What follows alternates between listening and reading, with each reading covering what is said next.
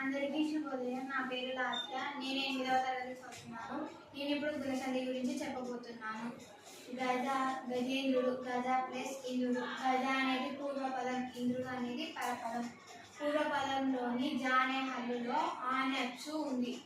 ఇంద్రుడు అనే పరపదంలో ఈ అనే అచ్చు ఉంది. అకారానికి ఈ పరమైనప్పుడు ఏకారం ఆదేశంగా వస్తుంది. ఆదేశం అంటే ఒక వర్ణము స్థానంలో మరొక వర్ణము ఉంటే దాన్ని ఆదేశం అంటారు.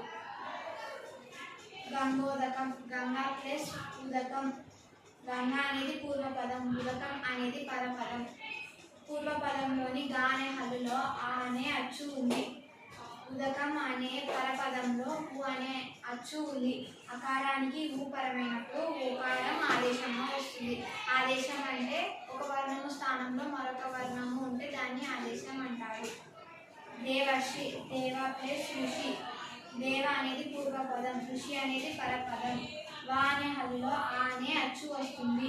ఋషి అనే పరపదంలో రు అనే అచ్చు వస్తుంది. అకారానికి రుపరమైనప్పుడు అకారం అనేది ఆదేశంగా వస్తుంది. ఆదేశం అంటే ఒక వర్ణము స్థానంలో మరొక వర్ణము ఉంటే దాన్ని ఆదేశం అంటారు. సూత్రం. అకారానికి ఈ ఊ రులు పరమైనప్పుడు క్రమముగా ఏ ఓ అర్లు ఆదేశంగా రావడాన్ని గుణసంధి అంటారు.